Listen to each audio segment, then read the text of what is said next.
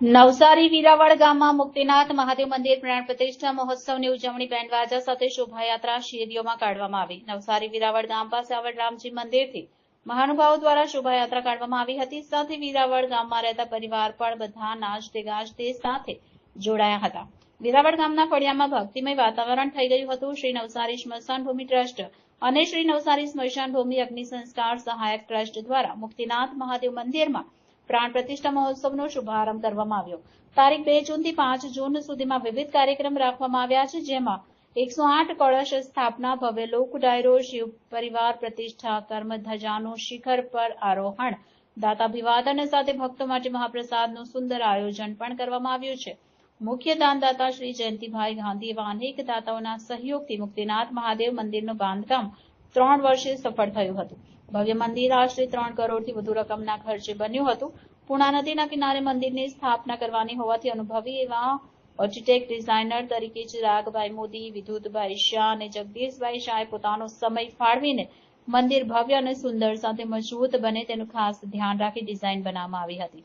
આ તકે મંદિરના ટ્રસ્ટી ચિમનભાઈ ગાંધીએ દાનદાતા શ્રી ટ્રસ્ટી મંડળ સાથે સહકાર આપનાર ગ્રામજનો સર્વેનો આભાર માન્યો હતો। રિપોર્ટર દીપકભાઈ Parmar, City Gold News, Navsari.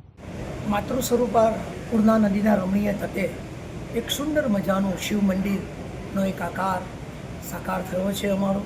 આજે પ્રથમ દિવસે વાતે ગાતે આખું ગામ અને શહેર હિલ્લોળે ચડ્યું હતું અને શિવજીની, ગણેશજીની, માતા પાર્વતીની, નંદી કાચબાની શોભાયાત્રા અમે વાતે ગાતે રામજી મંદિર વીરાવળ પટેલ સ્ટ્રીટથી કાઢી આખા વીરાવળ ગામમાં ભગવાનની નગરચર્યા કરાવી અમે અમારા શિવ મુક્તિનાથ મહાદેવ મંદિરના પટાંગણમાં આવી ચૂક્યા છે।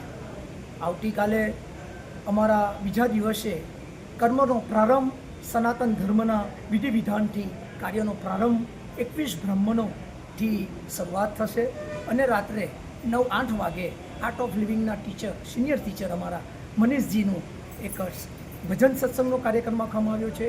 ચોથીએ એ જ કાર્યક્રમ વિધિ વિધાનથી કાર્યક્રમ અમારો આગળ ચાલશે અને ચોથીએ સાંજે રાત્રે 9 વાગે ડાયરાનો પ્રોગ્રામ રાખવામાં આવ્યો છે અને 5મીએ સમાપન વિધિ રાખવામાં આવી છે।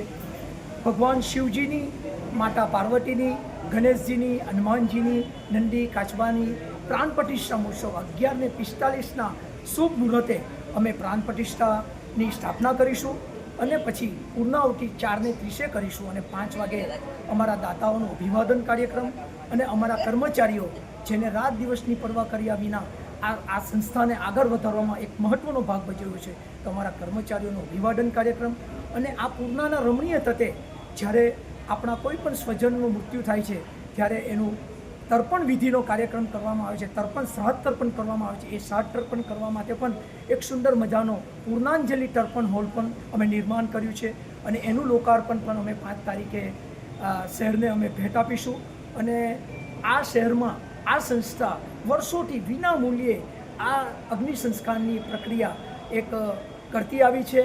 આપ સૌને નમ્ર અપીલ છે કે આપ પણ આવતીકાલથી અમારા આ કાર્યક્રમમાં જોડાઓ, આપને રંગે ચંગે શિવજી મુક્તિનાથ મહાદેવની સ્થાપના કરીએ અને સૌ આપને સાથે મળીને આપણે આ સંસ્થાને ઉજ્જવળ બનાવવામાં, આગળ વધારવામાં આપનો સહયોગ આપીએ એવી અભ્યર્થના સાથે ઓમ નમઃ શિવાય।